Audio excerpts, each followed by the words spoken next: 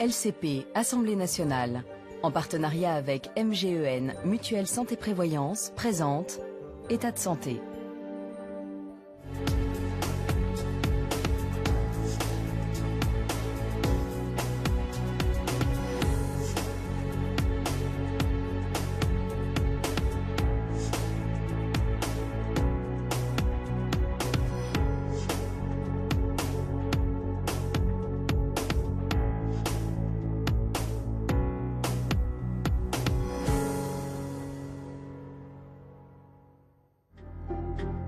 Il n'existe pas de statistiques exactes, mais les médecins estiment que 15% des Français souffriraient d'une phobie. Des troubles qui peuvent prendre des formes variées, comme la peur de conduire. La première vraiment attaque de panique a eu lieu en février 2015 sur l'autoroute. Avant ça, je conduisais tout à fait normalement. Je me suis reconfrontée au problème, sauf que ça se passait mal à chaque fois. Ou encore la phobie scolaire. Mes parents ils me poussaient à y aller. Du coup, j'y allais. J'arrivais, je tremblais. Et quand je rentrais, je pleurais. Et ça allait pas du tout. Et toutes mes journées, c'était comme ça. Pour les soigner, pas de remède miracle, mais des thérapies nouvelles voient le jour. Avec la réalité virtuelle, par exemple. Donc la réalité virtuelle est aussi efficace que les thérapies classiques, mais sans ses inconvénients. Parce qu'une thérapie classique, s'il faut prendre l'avion avec le thérapeute, ça veut dire que le thérapeute doit monter dans l'avion. Ça prend une journée complète. Phobie, peut-on vaincre ses peurs? C'est le thème de ce numéro d'État de santé. Bonjour à tous, bienvenue dans ce nouveau numéro d'État de santé qu'on va consacrer aujourd'hui aux phobies. Qu'est-ce que c'est exactement une phobie? C'est passé dans le langage courant, mais qu'est-ce que c'est exactement la définition d'une phobie? Est-ce que c'est une maladie? Comment on la soigne? Peut-on vaincre ses peurs? Puisque la phobie, le mécanisme, on va le voir, c'est d'abord la peur et on va surtout en parler avec Antoine Pellissolo. Bonjour, professeur. Bonjour. Merci beaucoup de nous accompagner dans cette émission. Beaucoup de questions à vous poser sur ces phobies. Et encore une fois, tout le monde parle de ces phobies. On ne sait pas exactement de quoi il s'agit. Vous les traitez à l'hôpital et nous sommes ici au Forum des images. Pourquoi? Quel est le rapport entre le cinéma, ce Forum des images au cœur de Paris, et les phobies? Eh bien parce que ici, c'est un laboratoire, même plus que ça, de la réalité virtuelle. Et on soigne les phobies par la réalité virtuelle. Vous nous direz dans quelles conditions. Mais d'abord, qui êtes-vous? Quel est votre portrait? Regardez.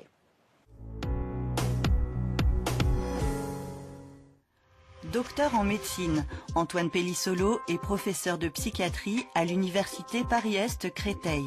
Il est chef de service à l'hôpital Henri Mondor de Créteil et chercheur à l'INSERM. Il travaille sur les troubles anxieux et les troubles de l'humeur, et plus particulièrement encore sur les phobies sociales et les troubles obsessionnels compulsifs, vous savez, ces obsessions irrationnelles qu'on appelle les TOC. Il est aussi l'auteur de Les phobies, faut-il en avoir peur, et de Retrouver l'espoir, abécédaire de la psychiatrie positive. Alors professeur, quelle est la partie de votre activité qui est consacrée aux phobies? Alors, en psychiatrie, on soigne les phobies en consultation, en général relativement c'est relativement classique, des consultations dans des cabinets en général. On peut le faire à l'hôpital quand on a besoin d'une équipe, avec des thérapeutes ou des co-thérapeutes. Et puis beaucoup de choses se font à l'extérieur. C'est ça qui est un peu atypique par rapport à la médecine classique, c'est qu'on est souvent obligé soit d'accompagner, soit en tout cas d'inciter les personnes à aller dans la vraie vie, parce que les phobies, c'est pas à l'hôpital, c'est dans la vraie vie que ça se passe, chez eux ou à l'extérieur. Et les patients viennent vous voir parce qu'ils ne peuvent plus supporter d'être soumis à cette phobie. Ça les entrave, ça les handicape dans leur vie, c'est ça? Oui, alors probablement que certains ne viennent pas nous voir alors qu'ils en souffrent, mais le motif en général qui déclenche l'envie de consulter, c'est souvent effectivement qu'on ne peut plus arriver à faire certaines choses. Alors vous avez écrit de nombreux ouvrages, dont celui-là, Les phobies, faut-il en avoir peur? Et pourquoi je le cite, c'est édition Cavalier Bleu, c'est sous forme d'idées reçues, donc c'est très instructif, parce que le mot peur, évidemment, est fondamental dans la définition de la phobie. La phobie, c'est une peur. C'est la peur de quelque chose. Voilà, c'est vraiment une émotion. Vraiment, la peur, c'est une émotion et la phobie, c'est une pathologie émotionnelle. Très négative quand on va vers une pathologie comme la phobie, mais au départ, la peur, c'est une protection. Donc on en a tous besoin, des émotions, même quand elles sont négatives, elles sont utiles à la survie. La phobie devient pathologique quand la peur se déclenche systématiquement, même quand on n'est pas en danger, parce que normalement la peur c'est face à un danger, face à une situation qui n'est finalement pas dangereuse, et qu'elle prend le contrôle de vous. C'est vraiment une peur anormale. Alors, il n'y a pas une phobie, évidemment, sans doute. Il y en a plusieurs, elles sont catégorisées. Regardez. Peur des araignées, de l'avion, des requins, de la foule ou même des clowns. Les phobies sont nombreuses. Une association américaine de psychiatres en a recensé près de 6456 différentes. Cependant, les phobies handicapantes, paralysantes, pénibles à vivre ne concernent qu'un Français sur 6, soit tout de même 8 millions de personnes.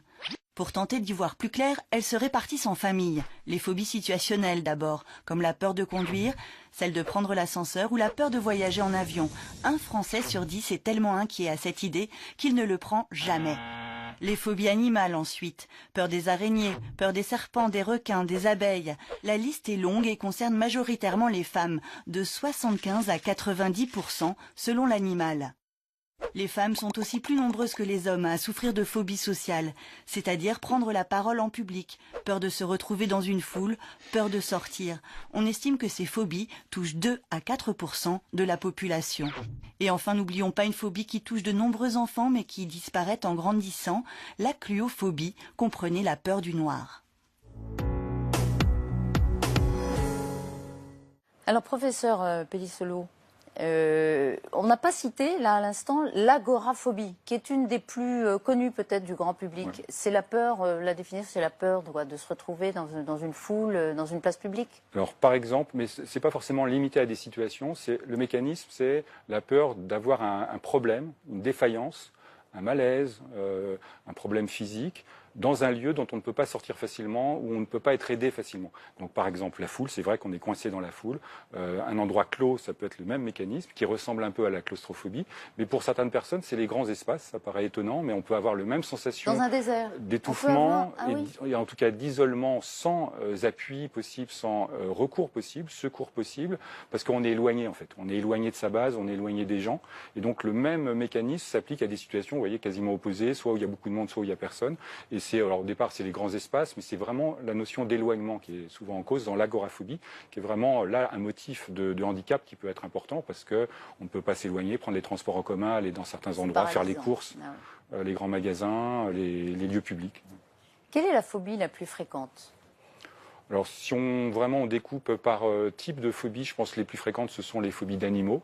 Si on prend toutes les zoophobies, comme on dit dans leur ensemble, et parmi celles-là, les souris, les rats, les insectes, les araignées, les serpents, voilà, ça c'est ce qui est le plus commun. Donc vous dites les plus fréquentes, c'est les zoophobies, j'ai repris votre terme, et puis en deuxième... Et puis les conditions, donc je pense que tout ce qui est justement agoraphobie et les conditions naturelles, on dit par exemple la hauteur, et puis l'obscurité par exemple, la peur du noir par exemple chez les enfants, c'est quelque chose qui peut être normal, mais qui parfois est handicapant. Donc les conditions naturelles.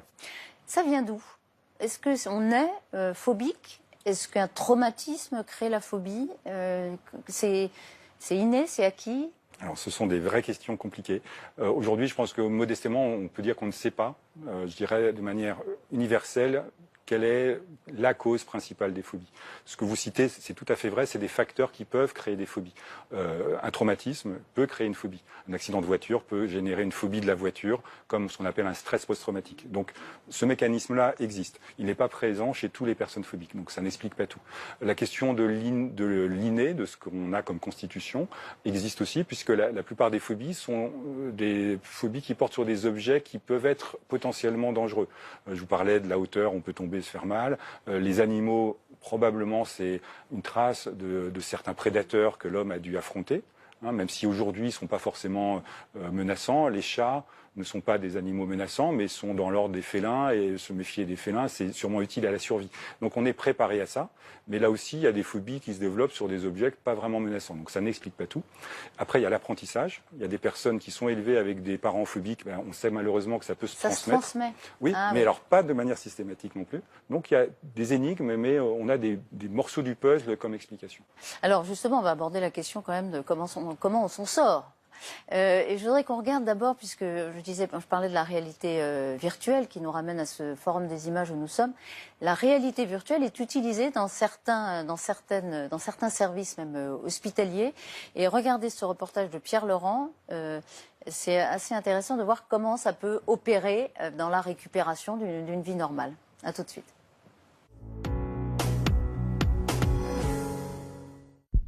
Cette vidéo vous donne des frissons? Et celle-là. Si vous tremblez en regardant ces images, alors vous faites peut-être partie des 10% de Français souffrant de phobie. Mais comment en guérir? Peut-être en essayant la réalité virtuelle. Un casque, des manettes et d'un coup, vous voici plongé dans un décor qui vous apparaît plus vrai que nature. Et qui peut-être pourrait vous soigner de vos phobies. Exemple avec Christa, 40 ans. Il y a 2 ans, elle est prise d'une attaque de panique sur l'autoroute en rentrant chez elle. Depuis, impossible de reprendre la voiture. Elle souffre d'amaxophobie. Comprenez la peur de conduire. La première vraiment attaque de panique a eu lieu en février 2015. J'étais au bord du burn-out professionnel et le corps a lâché ce jour-là sur l'autoroute. Avant ça, je conduisais tout à fait normalement. Très rapidement derrière, je me suis reconfrontée au problème, sauf que ça se passait mal à chaque fois. Les pompiers sont venus plusieurs fois me récupérer sur la route. Voilà. Une phobie très handicapante, notamment pour ses déplacements professionnels. Alors, depuis 3 mois, elle a décidé de se soigner en se rendant au CHU de la Conception à Marseille. Un hôpital classique, mais aussi innovant. Un des services de psychiatrie a recours à la réalité virtuelle pour soigner ses patients, qui, comme Christa, sont victimes de phobie. Installez-vous tout doucement, allez-y, sur le fauteuil de conduite. Dans son cabinet, un siège d'auto et un volant de jeu vidéo avec des pédales. Depuis son ordinateur, le docteur Malbos contrôle tous les paramètres de la simulation. Et Christa se retrouve au volant, mais virtuellement. Alors on y va. Donc vous avez dit que vous vouliez une nationale. Oui, plutôt. C'est ça, donc ouais. une nationale. Allez, je choisis nationale. Vous voulez de la pluie, du beau temps, Plutôt de la du brume, beau temps. de jour ou de nuit? 2 jours. De jour, entendu. Niveau de trafic, donc on repart du point où on s'est arrêté, pour aller tout doucement, donc aucune voiture, à part la vôtre. Allez, à vous de jouer. L'objectif de cette thérapie par exposition est d'aider les patients à surmonter leur peur en y étant directement confrontés. J'aimerais passer la seconde, mais je ne sais pas, en fait. On la passera plutôt en ligne droite. Oui. On dira, je restais comme ça. Très bien. Levez le pied si vous ne voulez pas aller trop vite. Et vous pouvez freiner aussi, vous avez le frein. Voilà, très bien, vous voyez. Vous avez ralenti, c'est ce qu'il fallait faire. Dans cette situation, le psychiatre accompagne la patiente pour l'aider à surmonter sa peur qui, à l'évidence, est bien réelle. Alors, qu'est-ce qu'il faut faire tout de suite quand on est anxieuse? Ralentir les mouvements. Exactement. C'est ralentir vos gestes. Quel est votre niveau d'anxiété de 0 à 100? Je pense qu'il est à 15. Là. 15. Ça diminue. Ça a diminué par rapport à la première fois. Là, ça va pas trop mal. Les études scientifiques démontrent qu'on est aussi efficace, donc la réalité virtuelle est aussi efficace que les thérapies classiques, mais sans ses inconvénients. Parce qu'une thérapie classique, s'il faut prendre l'avion avec le thérapeute, ça veut dire que le thérapeute doit monter dans l'avion. Ça prend une journée complète. Donc c'est beaucoup plus avantageux en réalité virtuelle parce qu'il y a un gain de temps. Également, ça coûte beaucoup moins cher pour le patient, parce qu'une journée entière coûterait très cher en avion. Et c'est, paraît-il, efficace. La thérapie par réalité virtuelle affichera un taux de succès compris entre 70 et 95% selon les études. Du coup, plus de 200 psychologues et psychiatres français, la plupart libéraux, disent utiliser la thérapie par réalité virtuelle pour soigner de nombreuses phobies. Mais attention, cette thérapie ne serait efficace qu'avec des casques très chers qui permettent de se déplacer dans l'environnement et non des casques bon marché qui permettent juste de voir à 360 degrés. Outre Marseille, seuls quelques centres hospitaliers en possèdent, comme la Pitié-Salpêtrière à Paris. Dans ce service, les patients se déplacent dans un décor virtuel, à l'aide de cette petite télécommande. Donc là, vous vous retrouvez dans le hall avancé. Vous allez passer sur les tourniquets à droite. Il y a un ascenseur panoramique. D'après certains spécialistes, la réalité virtuelle ne serait efficace qu'à la condition de pouvoir se déplacer dans l'image. Et vous trichez un peu, regardez bien en bas. Plus bas, voilà. Ah, d'accord. Oui. Donc sans déplacement possible dans l'environnement virtuel, ça s'appelle de la vidéo 3D à 360. Ce n'est pas de la réalité virtuelle et cette technique n'est pas démontrée scientifiquement. Soigner ses phobies grâce à la réalité virtuelle ne serait donc pas un gadget, à condition toutefois d'utiliser le matériel adapté.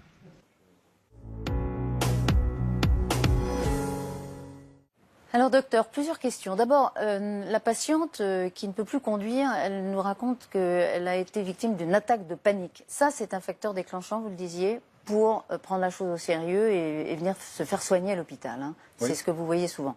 Et en plus, chez elle, c'est quasiment l'explication de la phobie, puisqu'elle a eu cette attaque de panique au volant, et ça revient à avoir comme si elle avait eu un accident.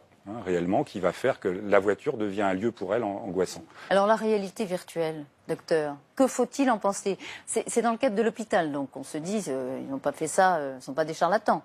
Ah non, absolument pas. Ce sont des techniques qui sont maintenant connues depuis je dirais au moins une quinzaine d'années ou une vingtaine d'années, qui se développent parce que les outils sont plus pratiques maintenant à utiliser.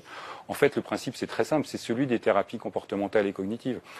Ça permet de faciliter, comme l'expliquait le docteur Malbos très bien, la mise en place d'une thérapie. Donc c'est un outil, un support qui accélère les choses, qui permettent d'être plus progressif, d'être contrôlé. C'est un facilitant, mais la méthode, c'est celle des thérapies comportementales et cognitives. Donc les thérapies TCC, comme on dit, sont efficaces. Donc cette manière-là de faire est efficace. Mais dites-moi, on se soigne par la chimie ou pas? Alors les médicaments, c'est particulier. On n'a pas de traitement, je dirais, antiphobique pour toutes les phobies. En tout cas, les phobies spécifiques, par exemple, simples, une phobie d'animal, il n'y a rien du tout qui fonctionne dessus. Et en tout cas, les anxiolytiques, qui sont des médicaments courants utilisés par plein de gens contre l'angoisse, ne fonctionnent pas contre ça. Il n'y a pas d'effet thérapeutique, en tout cas à long terme. Ça peut permettre éventuellement de se soulager quand on est en crise d'angoisse, même s'il y a d'autres moyens qui sont peut-être plus naturels. Par contre, pour ce qui est des phobies sociales, qui sont des formes particulières de phobie, et certaines formes d'agoraphobie où il y a beaucoup d'attaques de panique, un traitement d'accompagnement qui ne va pas suffire complètement par un antidépresseur. Donc c'est une famille particulière qui demande une prescription et un accompagnement par un spécialiste ou un médecin en tout cas, va permettre souvent de réduire la peur, de réduire les crises d'angoisse et donc d'être utile pour se soulager en fait de la partie la plus pénible de l'angoisse. Et dans votre service par exemple, les phobiques vraiment handicapés, ceux qui viennent vous voir, ils s'en sortent ou pas? Ah oui, alors la bonne nouvelle dans tout ça, c'est que heureusement, ce sont des pathologies qui se soignent bien. Alors qui se soignent bien, surtout quand c'est léger, quand c'est plus lourd, plus ancien, notamment plus vieux dans l'histoire, ça met plus de temps. Mais les taux de réussite sont plutôt en combien d'années en moyenne? Alors ça va de quelques semaines à quelques mois. Rarement quelques années, quand il y a vraiment beaucoup de problèmes sous-jacents, mais c'est plutôt de cet ordre-là, des choses relativement moyen terme et qui sont vraiment efficaces, parce que là, on a des taux de réussite qui ne sont pas de 100%, il y a toujours des cas difficiles, mais qui se soignent bien. C'est vraiment la phobie, le on message. la soigne. Exactement. Ça, c'est intéressant. Alors, il y a une phobie dont on a beaucoup parlé ces dernières années, dans le cadre d'émissions ou de journaux grand public, c'est la phobie scolaire. Je vous propose d'aller à Marseille avec ce reportage de Pierre Laurent et on se retrouve juste après. Marseille, la cité phocéenne. Ici, selon les chiffres, entre 1000 et 5000 lycéens souffriraient de phobie scolaire. Une maladie qui concernerait de 1 à 5% des jeunes Français. Ça va? Ça va toi? Ça va, ça va. Depuis 3 mois, Lou ne se rend plus au lycée. Enfant précoce avec une année d'avance, elle est entrée en seconde dans un établissement où elle ne connaissait personne. Elle s'est sentie rejetée et a développé peu à peu une phobie scolaire. Enfin, mes parents ils me poussaient à y aller. Du coup, j'y allais. Mais c'est pareil, j'arrivais, je tremblais. Et quand je rentrais, je pleurais. Et ça allait pas du tout. Et toutes mes journées, c'était comme ça. Progressivement, j'ai tout lâché, en fait, petit à petit. Rien que m'en parler, de retourner au lycée ou d'avoir des rendez-vous. Je veux pas y penser, j'arrive pas. Depuis qu'elle a arrêté le lycée, Lou continue de travailler. Elle est prise en charge par l'association Zebra, dédiée aux enfants précoces, la plupart en phobie scolaire.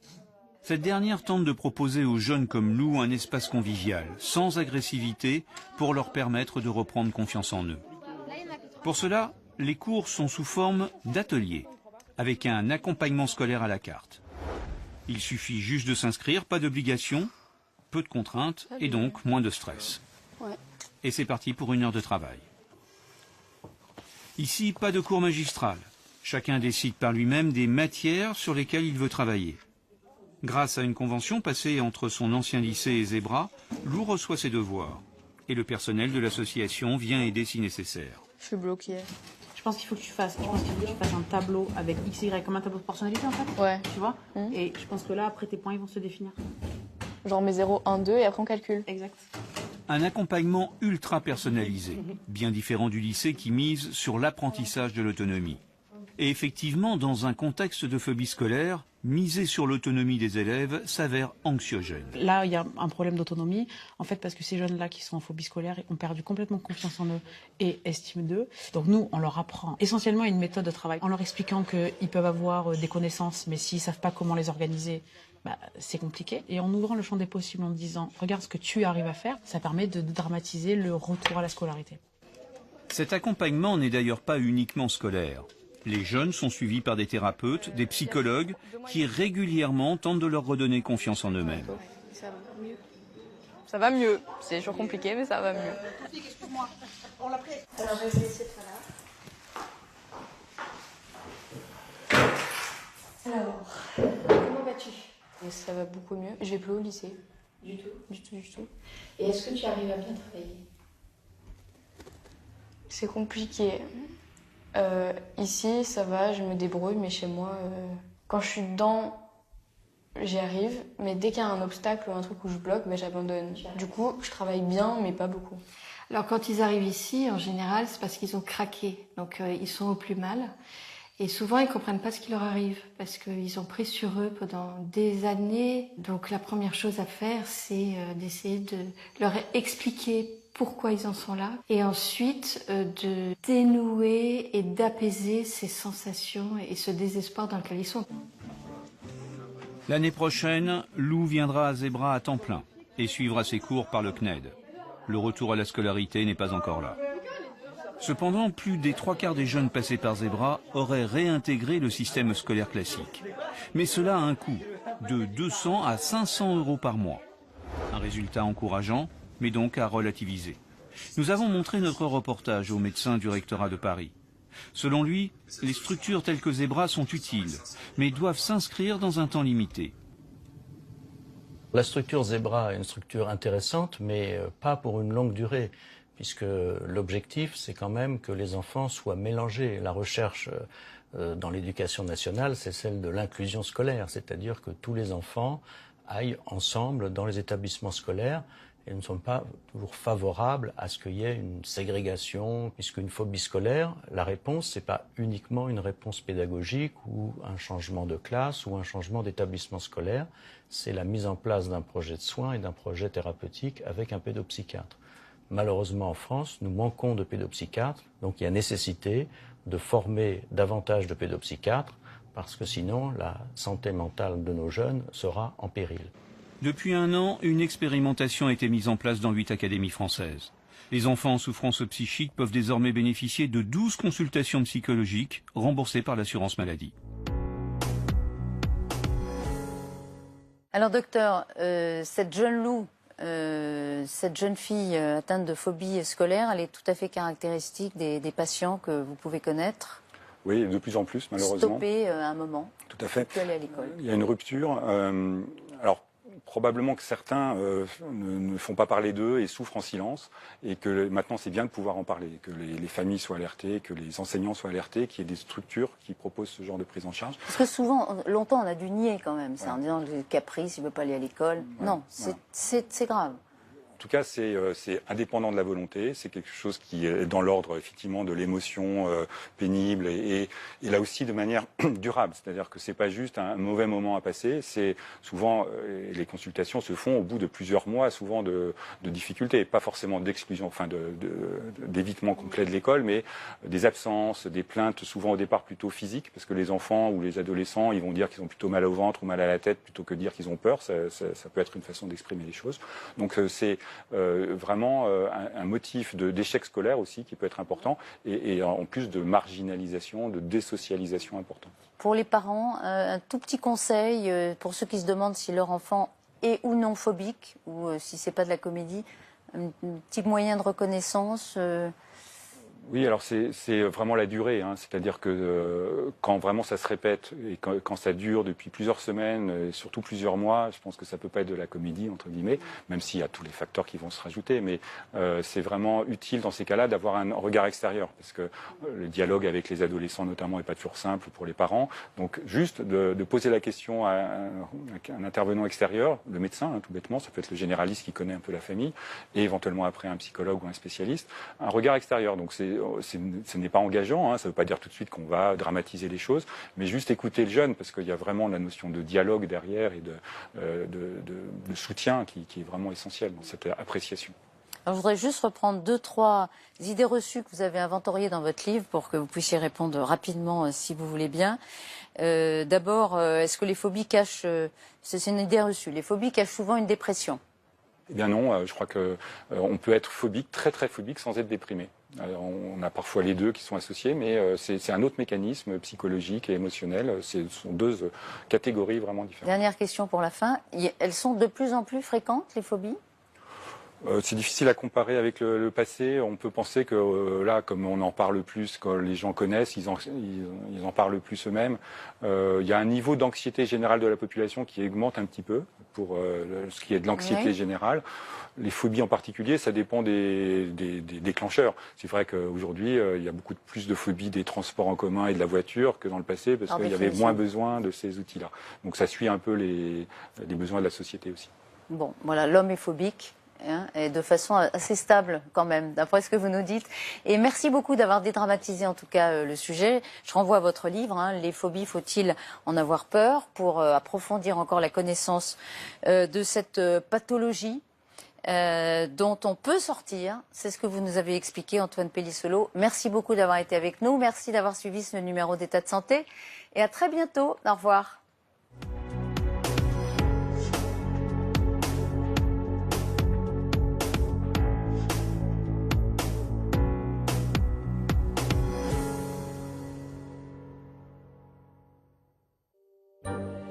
LCP, Assemblée nationale, en partenariat avec MGEN, Mutuelle Santé Prévoyance, vous a présenté État de santé.